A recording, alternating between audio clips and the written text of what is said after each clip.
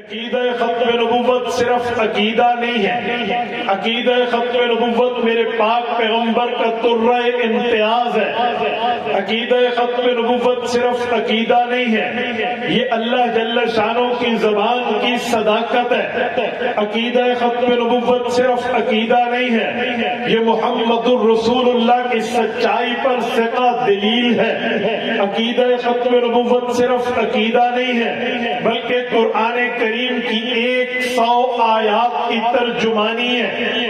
عقیدہ ختم نبوت صرف عام عقیدہ نہیں ہے، یہ میرے پاک پیغمبر حضرت محمد مصطفیٰ احمد مجتبیٰ صلی اللہ علیہ وسلم کے 210 فرامین کے اندر بیان کیا ہوا نظریہ ہے۔ عقیدہ ختم نبوت صرف عقیدہ نہیں ہے بلکہ اس پر اس دھرتی کے سب سے مبارک انسان، انبیاء کے بعد سب سے بڑے رتبہ مقام پانے والے فرد، اس امت کے قائد، لیڈر، رئیس، بڑے رہنما حضرت ابوبکر صدیق رضی اللہ تعالیٰ عنہ کی استقامت کا نام ہے۔ یہ صرف عقیدہ نہیں ہے بلکہ اس عقیدے کو یوں بیان کیا گیا کہ جس کی خواہش پہ قرآن کریم 50 مرتبہ اترا، 22 واقعات پیش آئے، اس عمر فاروق رضی اللہ تعالی عنہ کو بھی رب کریم کے نبی کریم نے یوں بتایا کہ اگر نبوت جاری ہوتی تو میرے بعد تو ہوتا۔ عقیدہ ختم نبوت کوئی عام عقیدہ نہیں ہے بلکہ یہ وہ نظریہ ہے جس پہ حضرت عثمان ذو النورین رضی اللہ تعالی عنہ کی زندگی لگی ہے۔ عقیدہ ختم نبوت وہ عقیدہ ہے، وہ عام مقام نہیں، اہم مقام رکھتا ہے جس کے لیے رسول اللہ کے گھر کے فرد، رسول اللہ کے صحابی، حضور پاک کی اہل بیت کے اہم فرد حضرت حیدر کرار رضی اللہ عنہ کو تسلی دے کر فرمایا کہ تیرا میرا رشتہ تو ایسا جیسا حضرت موسیٰ کا حضرت ہارون سے ہے، لیکن یاد رکھنا میرے بات نبوت نہیں ہے۔ میری بات کا مطلب عقیدہ ختم نبوت صرف عقیدہ نہیں ہے بلکہ یہ اسلام کی بنیاد ہے، یہ ایمان کی چوٹی ہے، یہ اسلام کی بلندی ہے، یہ مذہب کی شان ہے، یہ دین کا مقام ہے، یہ اسلام کا وہ درجہ ہے جس پر امت مسلمہ نے ہر دور میں مضبوطی دکھائی ہے۔ امت مسلمہ نے ہر دور پہ اس پر وہ مضبوطی پیش کی ہے کہ رہتی دنیا تک اس کی مثال پیش نہیں کی جا سکتی۔ آج ہم اس عقیدے، اس نظریے کی دلائل سننے کے لیے جمع ہیں۔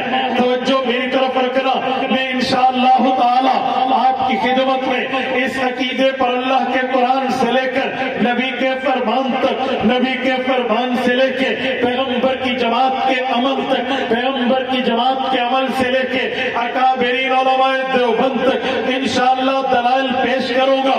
توجہ رہے گی، اب توجہ رکھنا۔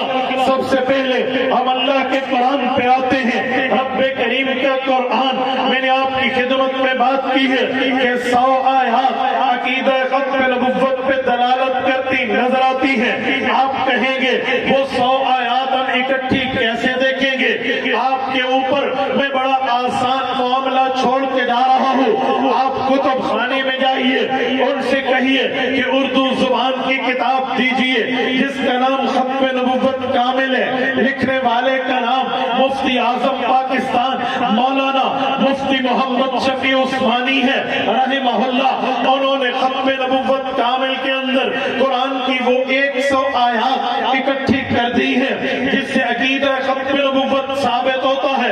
آؤ میں آپ کی خدمت میں کوشش کرنے لگا ہوں کہ میں عقیدہ ختم نبوت کو آپ کی خدمت میں اللہ کے قرآن کے شروع سے پیش کروں۔ باقی تو چھوڑیے، پہلی سورت کھولیے، قرآن کا پہلا صفحہ کھولیے، قرآن کے پہلے صفحے سے لے کر قرآن کے آخری صفحے تک ہمیں عقیدہ ختم نبوت واضح نظر آتا ہے۔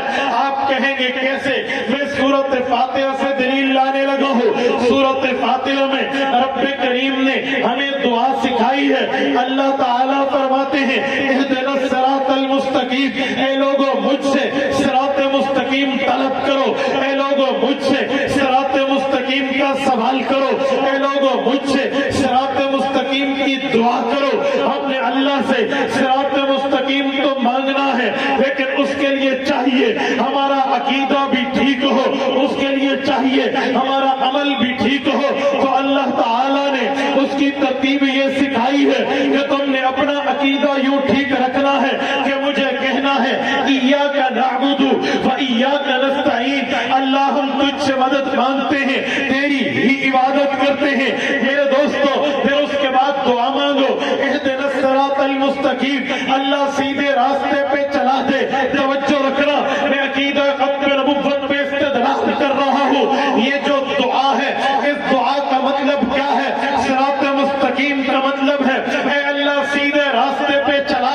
سیدھا راستہ کون سا ہے؟ خود قرآن نے بتایا ہے، صراط الذین انعمت علیہم، سیدھا راستہ وہ ہے جس راستے پہ رب کا انعام ہے۔ انعام والے کون ہیں؟ خود رب کا قرآن، سورت نمبر 4 سورت نساء آیت نمبر 169، رب کریم بتاتے ہیں انعم اللہ علیہم من النبیین والصدیقین والشہداء والصالحین وحسن اولئک رفیقا۔ کہ اے لوگو تمہیں تلاش ہے، تم سرچ کر رہے، تم ڈھونڈ رہے، تمہیں معلوم کرنا ہے کہ انعام یافتہ گروہ کون ہے۔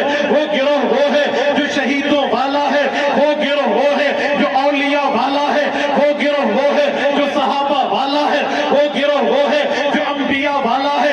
اس سے پتہ چلا امت محمدیہ میں داخل ہونا یہ صراط مستقیم ہے، رسول اللہ پہ کلمہ پڑھنا یہ صراط مستقیم ہے، محمد الرسول اللہ کی شریعت کو ماننا یہ صراط مستقیم ہے، آقا نامدار کے دین کو ماننا یہ صراط مستقیم ہے۔ یہ جو دعا ہے اسے انگلش میں کیا کہتے ہیں؟ اسے انگلش میں ہم اپلیکیشن کہتے ہیں، جسے اردو میں درخواست کہتے ہیں۔ اونچ شریف کے غیوروں، مجھے ایک بات کا جواب دینا، دل کے اوپر ہاتھ رکھ کے، کان کی کھڑکی کھول کے دل تک اس جملے کو راستہ دینا۔ اگر تم نے اپنے بچے کو کسی اسکول میں داخل کرانا ہو تو کب کراتے ہو؟ جب اس کے داخلے شروع ہوتے ہیں یا داخلے بند ہوتے ہیں؟ ہر بندہ کہے گا جب داخلے شروع ہوتے ہیں تب ہم بچے کو اسکول میں داخل کراتے ہیں۔ اسکول کے دروازے پہ لکھا ہوتا ہے ایڈمیشن اوپن، داخلے جاری ہے، تو پھر وہاں پہ ہم اپلیکیشن دیتے ہیں، وہاں سے درخواست ملتی ہے، اس کو فل اپ کرتے ہیں، اپنے بچے کا داخلہ کراتے ہیں۔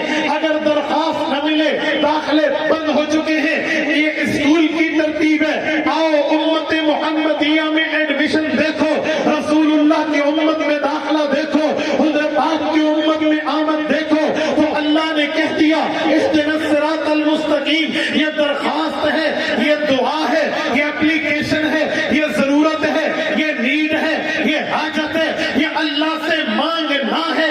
کیوں؟ امت میں داخل ہونا چاہتے ہیں۔ اللہ یہ کب تک داخلہ ملے گا؟ داخلہ قیامت تک ہے۔ لوگوں کلمہ پڑھو، محمدی امت بنو، اسلام لاؤ، محمدی امت بنو، دین مانو، محمدی امت بنو، شریعت مانو، محمدی امت بنو۔ کب تک ہے؟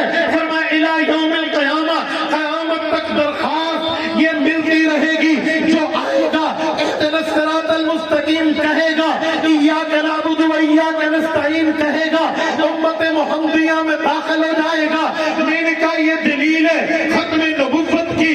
کیوں؟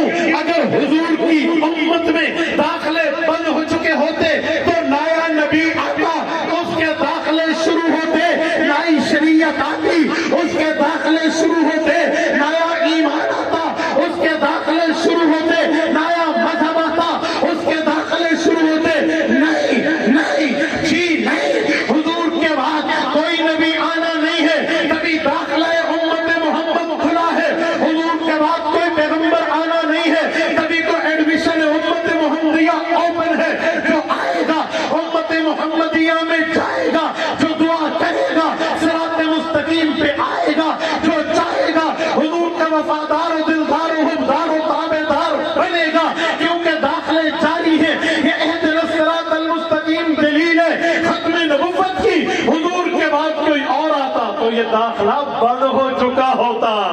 حضور حضور کے بعد کسی اور نے آنا ہوتا تو داخلہ بند ہو چکا ہوتا، اپلیکیشن از کلوز، درخواستیں بند ہو چکی ہوتی، دعائیں ختم ہو چکی ہوتی، لیکن یہ دعا تو قیامت تک کے لیے ہے۔ پتہ چلا حضور کے بعد قیامت آ سکتی ہے، نیا نبی پیدا نہیں ہو سکتا۔ ہم ہر نماز میں پڑھتے ہیں، آیات ختم نبوت کی تلاوت جاری ہے، نماز بھی جاری